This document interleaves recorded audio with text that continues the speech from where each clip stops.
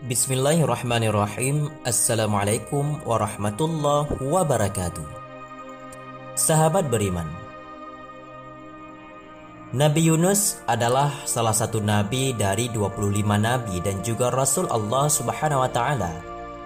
Sebenarnya, nabi itu bukan hanya 25 saja, akan tetapi dalam ajaran Islam nabi itu berjumlah sekati 2.04.000 atau berjumlah 124.000 nabi.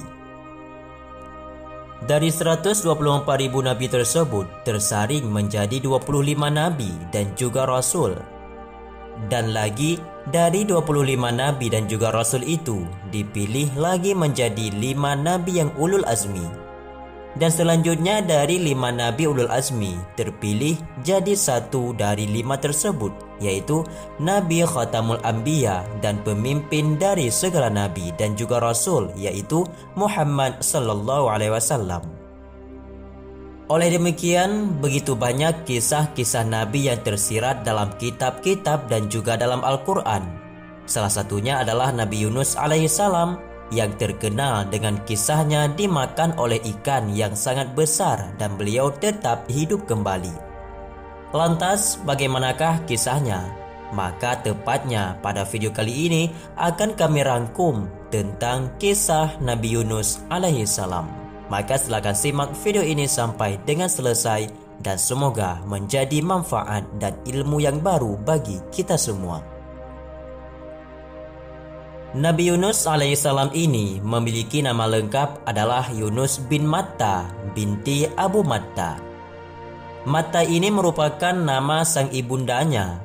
Diriwayatkan Matta ini adalah nama dari ibu Nabi Yunus alaihissalam, sebagaimana dalam salah satu keterangan atau pendapat yang disampaikan oleh Ibnu Asir dalam kitab Al-Kamil fi Al-Tariq.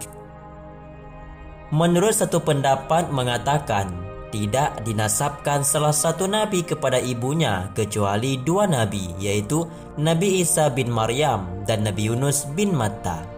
Karena itulah Nabi Yunus dinamai sebagai Yunus bin Matta.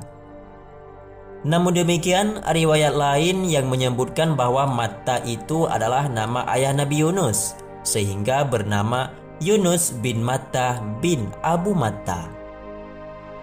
Hal tersebut sebagaimana disampaikan oleh Ibnu Hajar dalam kitabnya Fathul Bari dan kitab Tafsir Al-Alusi. Ternyata bukan hanya nasabnya saja yang menjadi perdebatan para ulama. Perbedaan pendapat juga terjadi tentang silsilah keluarga Nabi Yunus alaihissalam ini. Ada sebagian ulama dan kalangan sejarawan menyebutkan Nabi Yunus adalah keturunan Nabi Ishak alaihissalam. Sementara ulama dan sejarawan lainnya menyebutkan bahwa Nabi Yunus ini masih ada kaitannya dengan Nabi Ismail alaihissalam, sehingga yang saat ini pasti adalah Nabi Yunus alaihissalam merupakan keturunan dari Nabi Ibrahim alaihissalam. Maka berkenaan dengan tempat kelahiran Nabi Yunus ini, diriwayatkan bahwa Nabi Yunus disebutkan lahir di sebuah tempat di negeri Syam, Palestina, dan berasal dari suku Benyamin, yakni salah satu dari 12 suku Israel, keturunan Benyamin, putra Nabi Yakub alaihissalam. Nabi Yakub tersendiri ini merupakan anak laki-laki dari Nabi Ishak alaihissalam. Di dalam Al-Quran, Nabi Yunus dijuluki dengan sebutan Zunnun. Di dalam tafsir fi Fizalil Quran, Said Qutb menjelaskan, Nabi Yunus disebut Zunnun yang berarti pemilik paus. Maknanya paus telah menelannya kemudian memuntahnya kembali. Nabi Yunus alaihissalam ini pernah ditelan oleh ikan raksasa dan pada akhirnya dimuntahkan kembali. Kisah Nabi Yunus ini yang ditelan paus tersebut terjadi saat dia diutus ke suatu negeri dan mendakwahkan penduduknya untuk beriman kepada Allah Subhanahu wa taala. Nabi Yunus alaihissalam diutus oleh Allah Subhanahu wa taala untuk menyampaikan ajaran tauhid kepada bangsa Assyria, Ninawa, yaitu Irak sekarang ini. Dalam dakwahnya, Nabi Yunus harus menempuh jarak yang jauh dari Palestina hingga ke Irak untuk berdakwah. Bangsa Assyria ini adalah suatu bangsa yang makmur dari segi sumber daya alam dan sumber daya manusianya. Bangsa ini terkenal dengan bangsa yang sangat kaya raya. Meskipun demikian, bangsa Assyria ini yang berada di Ninawa tersebut tidak menyembah Allah Subhanahu wa taala. Mereka menjadikan berhala sebagai Tuhan dan sering mengadakan ritual untuk pemujaan berhala. Hingga pada suatu saat Nabi Yunus diutus oleh Allah untuk memberi ajaran kebenaran kepada mereka. Alang-alang diterima dengan baik kedatangan Nabi Yunus ini. Namun kedatangan Nabi Yunus ini tentu mendapat penolakan keras dari bangsa Assyria. Nabi Yunus dianggap sebagai pendatang yang mengaku-ngaku sebagai utusan Tuhan. Bangsa Assyria tidak percaya dengan Nabi Yunus. Mereka cemooh, mengolok-olok, bahkan menghina Nabi Yunus alaihissalam. Mereka tidak mengakui tentang kebenaran ajaran Nabi Yunus. Namun demikian, Nabi Yunus tetap sabar dan melanjutkan dakwahnya di tengah-tengah kaum Ninawa tersebut. Tapi Nabi Yunus kembali dihina dan ajarannya ditolak mentah-mentah oleh bangsa Assyria. Perjuangan Nabi Yunus ini dalam berdakwah sangat luar biasa. Bermacam rintangan dan tantangan yang dia hadapi. Namun dia tetap sabar dan melanjutkan perintah Allah untuk mendakwah kepada bangsa ini. Tahun demi tahun yang berlalu, namun keadaan bangsa Assyria tidak berubah. Mereka masih melanjutkan tradisi agama nenek moyangnya, yakni menyembah berhala. Sebuah riwayat menyebutkan bahwa Nabi Yunus telah berdakwah selama 33 tahun dan hanya 2 orang saja yang mengikuti ajarannya, yakni bernama Tanuh dan Rubil. Melihat kaum Ninawa tidak pernah berubah, Nabi Yunus kecewa dan juga begitu marah dan putus asa sehingga ia meninggalkan kaumnya tersebut. Sebelum pergi, Nabi Yunus alaihissalam menyampaikan soal azab Allah Subhanahu wa taala akan datang kepada mereka. Hal tersebut sebagaimana tercantum dalam Al-Quran pada surat Al-Anbiya ayat 87. Tercantum tentang kisah Nabi Yunus yang pergi meninggalkan kaumnya tersebut. Allah Subhanahu wa taala berfirman, "Ingatlah pula Zunnun ataupun Yunus ketika dia pergi dalam keadaan marah, lalu dia menyangka bahwa kami tidak akan menyulitkannya." Namun Nabi Yunus alaihissalam kemudian mendatangi sebuah kapal di pelabuhan dan meminta izin kepada sang nahkoda untuk dapat menumpang di kapalnya. Nahkoda kapal itu pun mengizinkan Nabi Yunus untuk menaiki kapalnya, meski ia tahu bahwa kapalnya tersebut sudah kelebihan muatan. Singkat cerita, setelah berlayar, tepatnya saat berada di tengah lautan, cuaca mendadak berganti. Jika sebelum berangkat terlihat cerah, kini langit menjadi gelap disertai angin kencang dan gelombang yang sangat tinggi. Kapal pun menjadi oleng tidak tentu arah, hingga pada akhirnya sang nahkoda kapal meminta para penumpang membuang barang mereka ke tengah laut dengan harapan beban kapal berkurang dan kapal kembali stabil. Namun setelah itu sayangnya hal tersebut belum membuat kapal menjadi stabil dan membuat nahkoda mengambil keputusan lain, yakni mengundi nama penumpang untuk dikeluarkan dari kapal. Nama Nabi Yunus alaihissalam pun termasuk ke dalam undian tersebut. Beberapa kali diundi, Nabi Yunus selalu keluar menjadi orang yang selalu dikeluarkan dari kapal.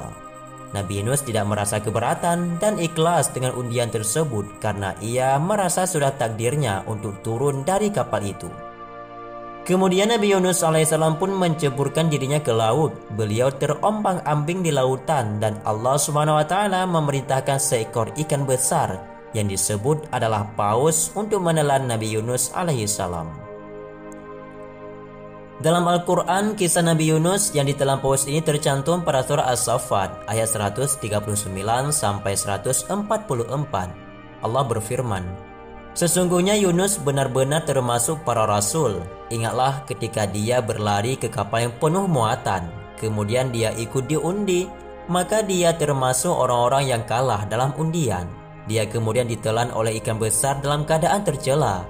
Seandainya dia bukan golongan orang yang banyak bertasbih kepada Allah, niscaya dia akan tetap tinggal di perutnya ikan sampai hari kebangkitan." Nabi Yunus alaihissalam mengira dirinya telah meninggal dunia karena keadaan yang begitu gelap. Kemudian Allah menyampaikan wahyunya bahwa Nabi Yunus saat ini sedang berada di dalam perut paus. Utusan Allah ini pun segera bersujud untuk mengucapkan syukur. Setelahnya, dari dalam perut paus ini Nabi Yunus mendengar para makhluk laut bertasbih memuji Allah. Nabi Yunus pun tersadar atas kesalahannya. Ia sadar bahwa dirinya salah telah meninggalkan kaumnya begitu saja. Nabi Yunus pun bertasbih memuji Allah Subhanahu wa taala dan memohon ampun kepadanya atas perbuatannya yang tercela, yakni meninggalkan kaumnya. Ada beberapa pendapat mengenai lama waktu Nabi Yunus di perut ikan. Ada yang berpendapat Nabi Yunus berada di perut paus selama 7 hari. Namun yang paling terkenal bahwa Nabi Yunus berada dalam perut paus selama 40 hari 40 malam. Setelah lama berada di dalam perut paus, Allah Subhanahu wa taala pun memerintahkan paus untuk memuntahkan Nabi Yunus. Utusan Allah tersebut keluar dalam keadaan lemah dan sakit dan terdampar di tempat yang tandus. Di sanalah Allah menumbuhkan sejenis labu untuk Nabi Yunus alaihissalam. Dalam Al-Quran pada surah As-Saffat ayat 145 sampai 146 mengisahkan tentang Nabi Yunus yang terdampar di tanah tandus. Allah berfirman, "Dan kemudian melemparkannya dari mulut ikan ke daratan yang tandus, sedangkan dia dalam keadaan sakit. Kami kemudian menumbuhkan tanaman sejenis labu untuknya." Sementara itu bangsa Asyria di Ninawa ditimpa azab dari Allah sesuai dengan perkataan Nabi Yunus. Sebelum sang Nabi pergi meninggalkan kaum tersebut, angin kencang dan petir memporak-porandakan dosa kaum Ninawa tersebut. Mereka bahkan mencari Nabi Yunus namun tidak ketemu karena Nabi Yunus kala itu sudah pergi meninggalkan mereka. Bangsa Asyria ini pun tersadar dan akhirnya mereka melakukan taubat dan bertasbih menyebut nama Allah. Melihat kesungguhan serta kejujuran bangsa Asyria, Allah pun menghentikan azabnya. Peristiwa tersebut sebagaimana diceritakan oleh Allah dalam surah Yunus ayat 98. Allah berfirman, "Maka mengapa tidak ada penduduk suatu negeri pun yang beriman, lalu imannya itu bermanfaat kepadanya selain kaum Yunus?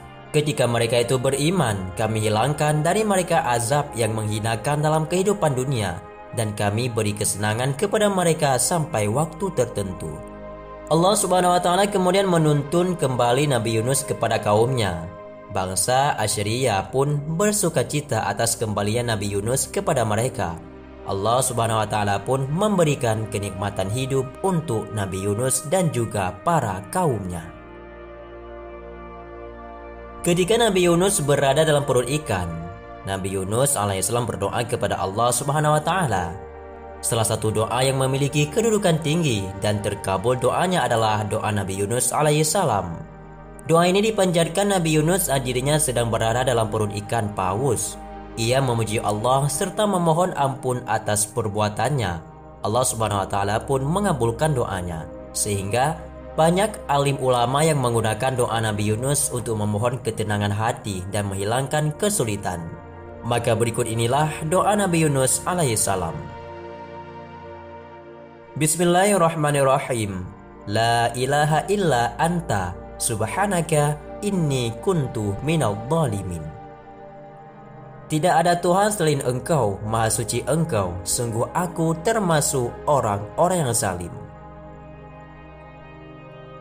Doa Nabi Yunus ini mempunyai keistimewaan atau keutamaan, diantaranya adalah sebagai doa yang dibaca oleh Nabi Muhammad SAW saat sedih, doa untuk mengabulkan hajat atau permintaan, dan juga sebagai penghilang rasa sedih dan juga kesusahan.